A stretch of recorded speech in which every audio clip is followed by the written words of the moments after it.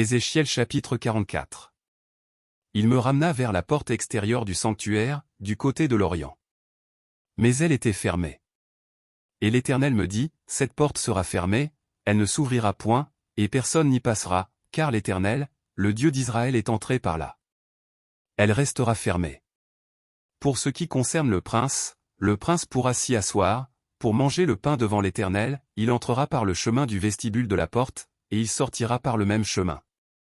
Il me conduisit vers la porte du septentrion, devant la maison. Je regardai, et voici, la gloire de l'Éternel remplissait la maison de l'Éternel. Et je tombai sur ma face. L'Éternel me dit, Fils de l'homme, sois attentif, et regarde de tes yeux. Écoute de tes oreilles tout ce que je te dirai au sujet de toutes les ordonnances de la maison de l'Éternel et de toutes ses lois, considère attentivement l'entrée de la maison et toutes les issues du sanctuaire.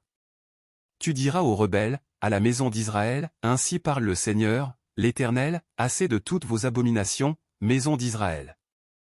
Vous avez introduit dans mon sanctuaire des étrangers incirconcis de cœur et incirconcis de chair, pour profaner ma maison, vous avez offert mon pain, la graisse et le sang à toutes vos abominations, vous avez rompu mon alliance.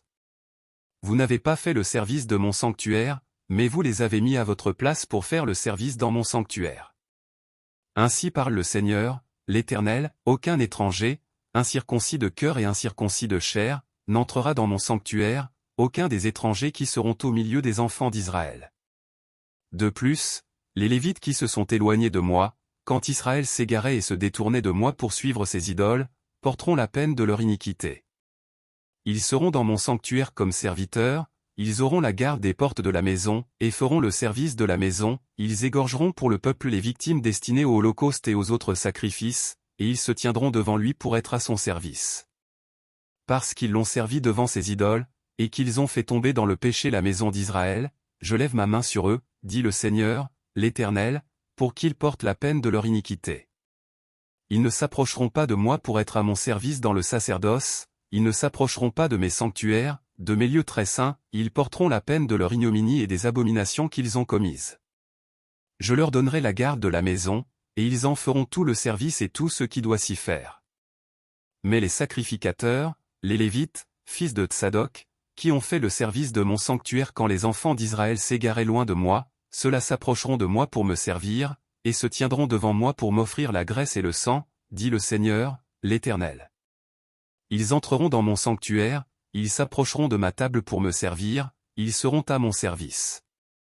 Lorsqu'ils franchiront les portes du parvis intérieur, ils revêtiront des habits de lin, ils n'auront sur eux rien qui soit en laine, quand ils feront le service aux portes du parvis intérieur et dans la maison.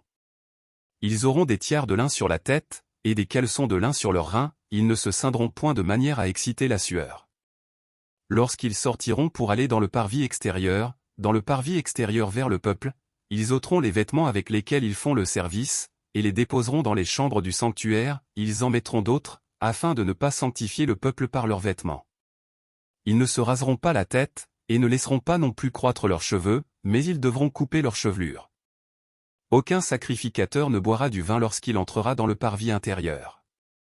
Ils ne prendront pour femme ni une veuve, ni une femme répudiée, mais ils prendront des vierges de la race de la maison d'Israël, ils pourront aussi prendre la veuve d'un sacrificateur.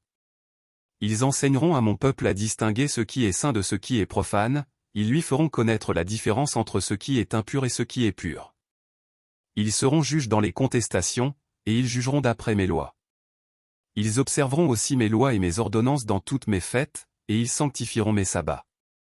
Un sacrificateur n'ira pas vers un mort, de peur de se rendre impur, il ne pourra se rendre impur que pour un père, pour une mère, pour un fils, pour une fille, pour un frère, et pour une sœur qui n'était pas mariée. Après sa purification, on lui comptera 7 jours.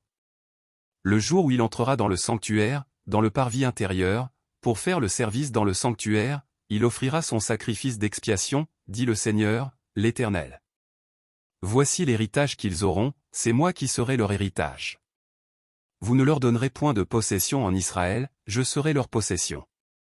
Ils se nourriront des offrandes, des sacrifices d'expiation et de culpabilité, et tout ce qui sera dévoué par interdit en Israël sera pour eux. Les prémices de tous les fruits, et toutes les offrandes que vous présenterez par élévation, appartiendront aux sacrificateurs, vous donnerez aux sacrificateurs les prémices de votre pâte, afin que la bénédiction repose sur votre maison. Les sacrificateurs ne mangeront d'aucun oiseau et d'aucun animal mort ou déchiré.